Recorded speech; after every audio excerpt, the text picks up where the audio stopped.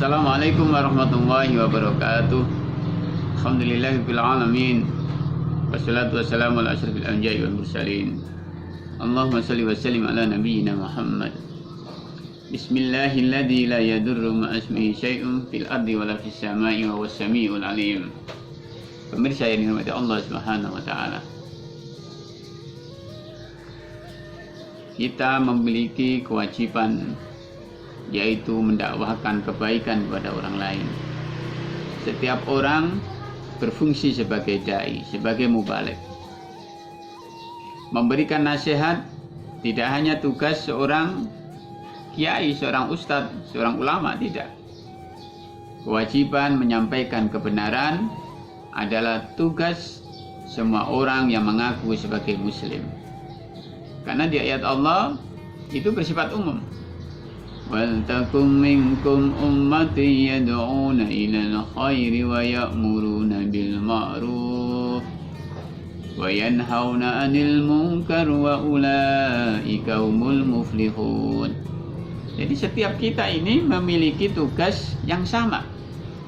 Ya, tentu sesuai dengan kapasitas kita, termasuk di mana kita berada, memiliki tugas yang sama, yaitu amar ma'ruf nahi munkar. Maka dalam menyampaikan pesan-pesan positif, pesan-pesan kebaikan kepada orang lain, harus didasari dengan, pertama adalah keikhlasan kepada Allah. Yang ikhlas bukan karena ingin meraih materi, atau bukan karena ingin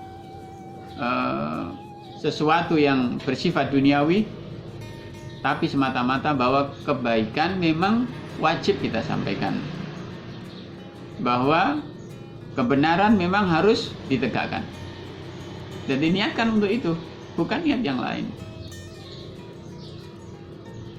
Jadi prinsip yang pertama ini adalah mengikhlaskan semua yang kita sampaikan, pesan-pesan yang kita sampaikan hanya mengharap ridho Allah Subhanahu wa taala, atau ikhlas semata untuk Allah.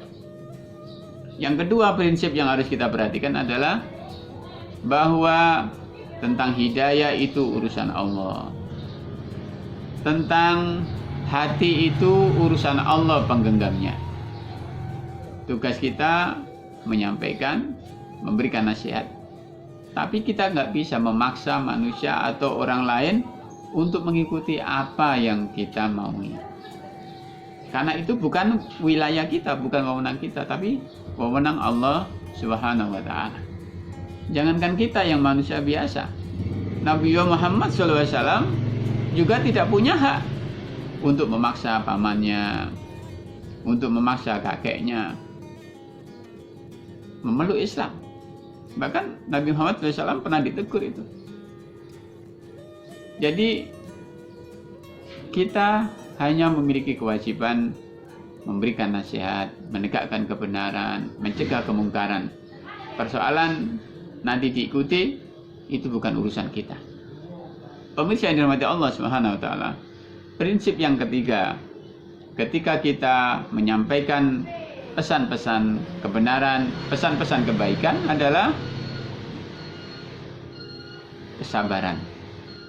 Jadi kalau kita siap memberikan nasihat karena didorong oleh kewajiban seorang muslim, maka yang ketiga ini adalah sabar. Pasti semua ada risikonya. Memberi masukan ada risikonya, memberikan nasihat ada risikonya. Apalagi mencegah kemungkaran, lebih besar risikonya. Maka kesabaran yang harus kita miliki.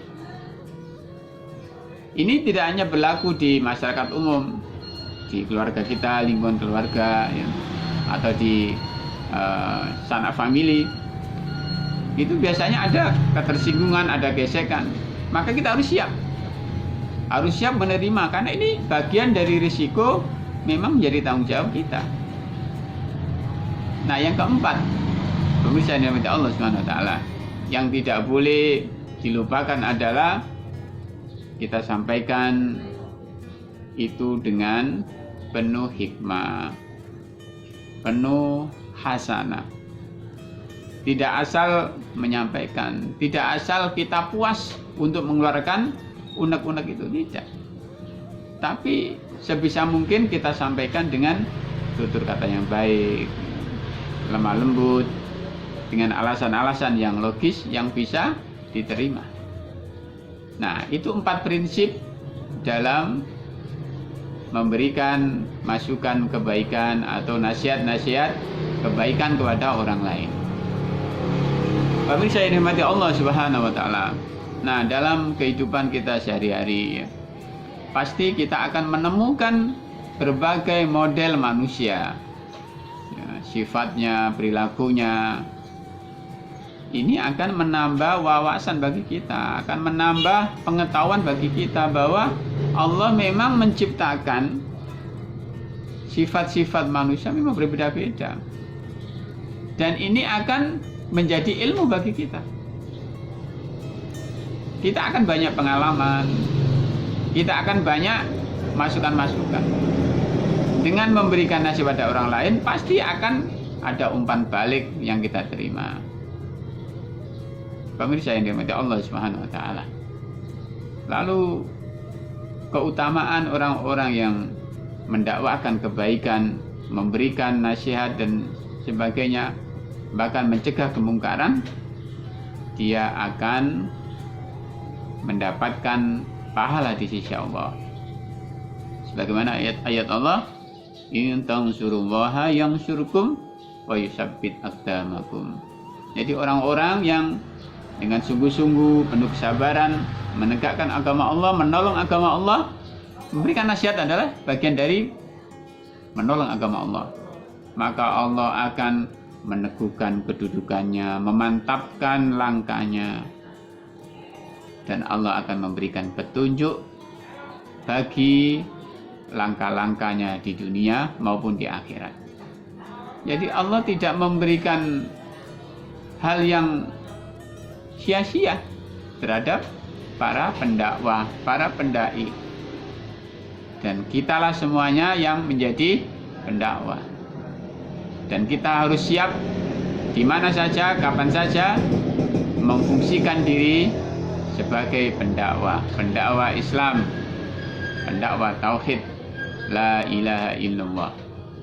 Pemirsa ya, yang dirahmati Allah Subhanahu wa taala, semoga tausiah singkat ini memberikan spirit pada kita agar kita tidak pernah lelah dalam memperjuangkan agama Allah, beramar ma'ruf nahi mungkar, saling menasihati, wa tawasau bil haqqi wa tawasau bis sabr.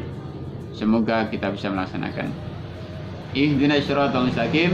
Assalamualaikum warahmatullahi wabarakatuh.